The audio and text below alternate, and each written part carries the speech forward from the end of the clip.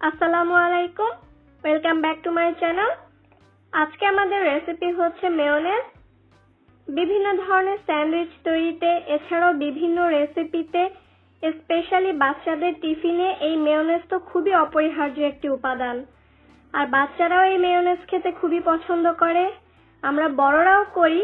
তবে অনেকেই এতে কাঁচা ডিম ব্যবহার করা হয় দেখে মেয়োনেজটা খেতে একটু দ্বিধা করেন। সেই সকল সমস্যার সমাধান নিয়ে আজকে আমি হাজির হলাম। আজকে আমি করে দেখাবো কিভাবে ঘরে বসে ডিম ছাড়া মেয়োনেজ তৈরি করতে হয়। ডিম ছাড়া হলেও এই মেয়োনেজ তৈরি করাটা খুবই সহজ।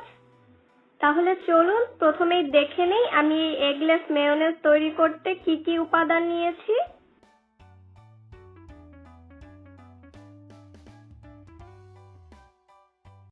দুধ নিয়েছি 1/4 কাপ, যেটা ফুল ফ্যাট হোল মিল্ক, আমি সেটা নিয়েছি।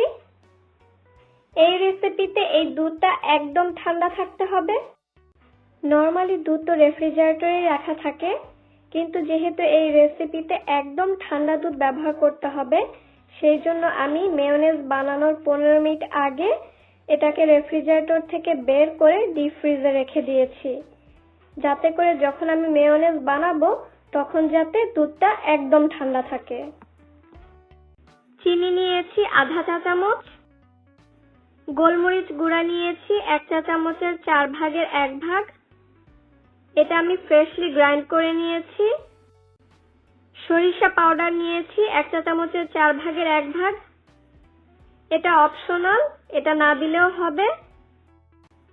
লবণ নিয়েছি 1 চা চামচের 4 ভাগের 1 ভাগ, লেবুর রস আধা চা চামচ, ভিনেগার আধা চা চামচ, আর তেল নিয়েছি আধা কাপ। এখানে আমি রেগুলার রান্নার তেল ব্যবহার করেছি, আপনারা চাইলে অলিভ অয়েলও ব্যবহার করতে পারেন, এতে করে ফ্লেভারটাও অনেক ভালো আসবে। তেলও আমি ফ্রিজে রেখে ঠান্ডা করে নিয়েছি। যেহেতু এই মেয়োনেজ বানাতে আমি আলাদা করে কোনো ডিম ব্যবহার করছি না, সেজন্য দুধ আর তেল এই দুটো জিনিস ঠান্ডা থাকা খুবই জরুরি।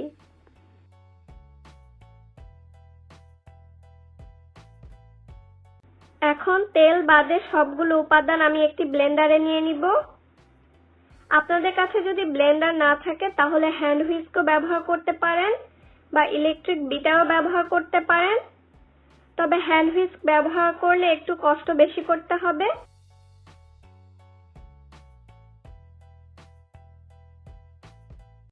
তেল বাদে মেয়োনেজের সবগুলো উপাদান ব্লেন্ডারে নেওয়া হয়ে গেলে হাই স্পিডে 1 থেকে 2 মিনিটের জন্য ব্লেন্ড করতে হবে।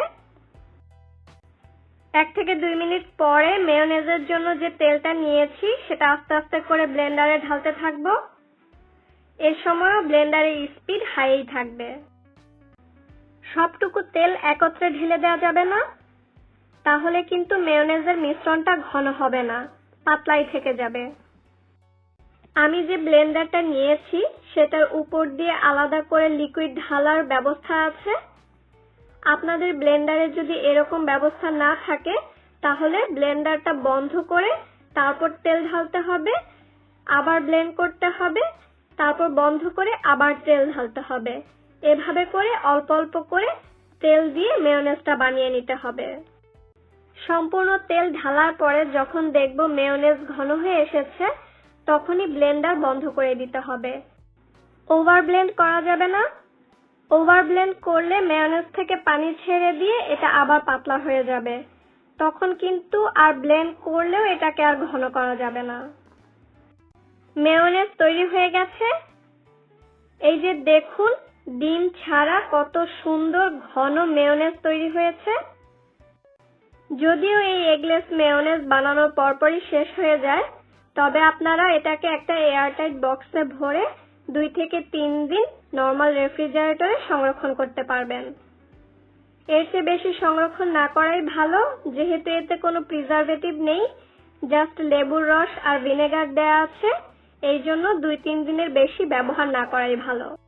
বাজারে যে ডিম ছাড়া মেয়োনেজগুলো পাওয়া যায় নরমালি সেগুলো অনেক এক্সপেন্সিভ হয়, কিন্তু দেখলেন তো এটা ঘরে তৈরি করা কতটা সহজ। তাই বলে ভাববেন না এটার স্বাদ কিন্তু কোনো অংশে কম। বরং এই মেয়োনেজ বাজারে কেনা মেয়োনেজের চেয়ে বহুত গুণে টেস্টি হয়, আর সেই সাথে হেলদি তো বটেই। আপনারাও ঘরে তৈরি করুন, তখন পার্থক্যটা নিজেরাই বুঝতে পারবেন। তখন আর বাজার থেকে মেয়োনেজ কিনে আনতে চাইবেন না।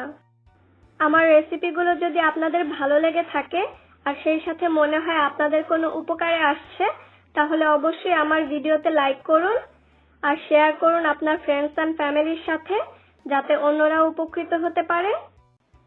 আর অবশ্যই সাবস্ক্রাইব করুন নতুন রেসিপির আপডেট পেতে। সে পর্যন্ত সবাই সুস্থ থাকুন, ভালো থাকুন। আল্লাহ হাফেজ।